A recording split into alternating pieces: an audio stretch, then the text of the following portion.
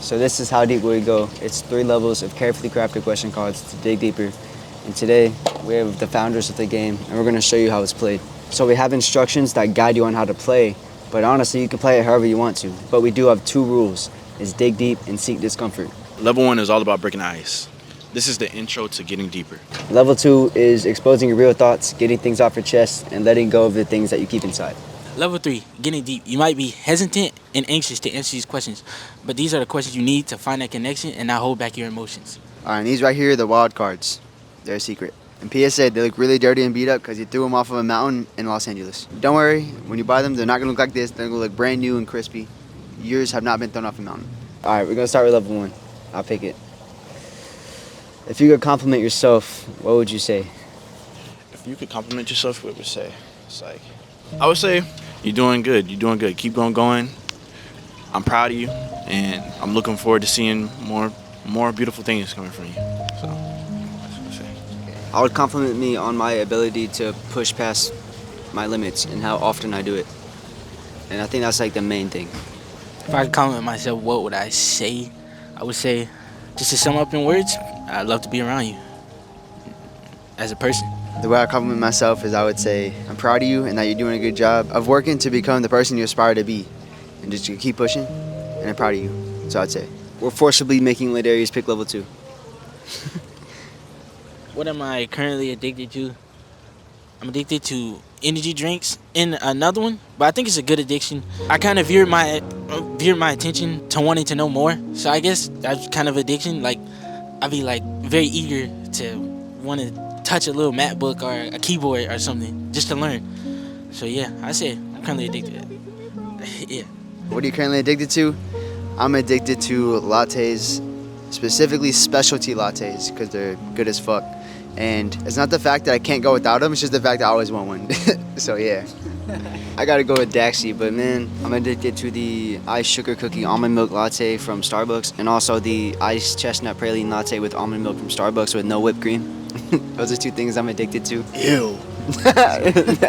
But on like another level, on kind of like a Ladarius level, I'm addicted to always doing something that feels proactive, and I guess it makes it to where it's hard for me to just chill out, because I don't know, I'm always eager. Like the way he said he's eager to edit, I'm always eager to be doing something that feels proactive. Let me give my Ladarius answer real quick. I'm addicted to seeing myself perform better at like whatever it is, like learning about stuff, but then seeing it actually like take effect. Like my learning is like progressing what I'm doing. So yeah. I'm addicted to my phone.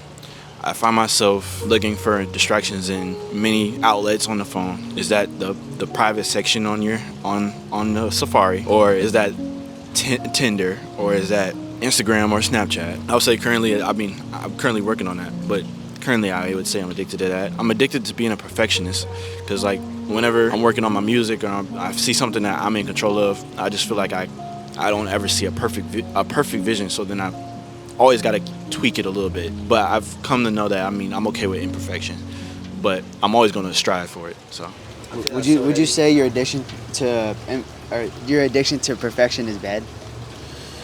I think when it's balanced, it's not. I'd say I'm addicted to that too, Key. I ain't gonna lie. But mainly with like personal projects, I don't ever want to release a personal project because I always feel like it could be better.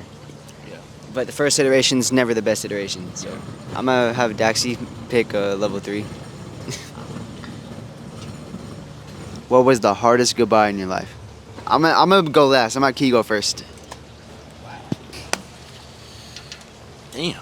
I would say when my grandmother passed when I was younger, only because I didn't know what was going on. My grandmother had cancer. My mom came to me. She came to me one day. She was like, your grandmother passed. I was like, passed the test? And she was like, no, she passed away. And then that was like the first death in my head. So I guess that was the hardest goodbye. But yeah. What was the hardest goodbye in your life? It was when I was working out at my coach's house in high school. Me, my brother Brandon, it was like a month before state for weightlifting, and we were both gonna win. We were both gonna break records, and Coach V walked outside while we were working out at his house, and he told us that state was canceled, and that turned out to be the hardest goodbye in my life, because that was my entire senior year. That's like everything I wanted, was just to win state and break records and become champion.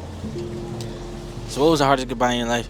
So I was talking to this girl for 6 years, on and off, high school sweetheart and all that. And this goodbye always stuck with me because when we both ended things, I packed up her stuff in a box and I wrote her a goodbye letter in a box and I left it on her porch. You're a man, bro.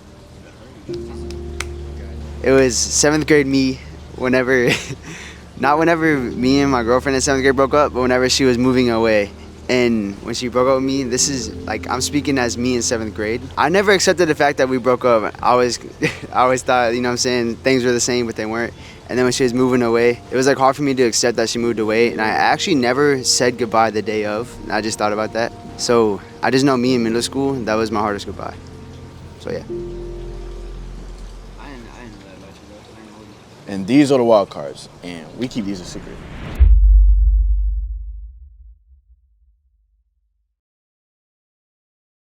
All right, level 1 is all about breaking the ice. Surface level questions are boring. All right, let me read that. I was tongue-tied a little bit. All right, level 1 is all about breaking the ice. Level They gonna say this nigga schizophrenic. All right. Level 1 is all about breaking the ice. We're tired of, oh my God, nigga, what the fuck? It's all this, the pressure, I forget. Level 1 is all about breaking the ice. Level 3, getting deep. You might be, fuck me. Level 3, getting deep. You might be anxious. Oh, fuck.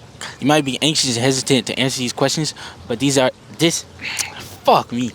I would say when my grandmother died, they gonna think this nigga finna cry. Bradley Martin chill, bro. That shit. All right, these are wild cards, and we keep these a secret.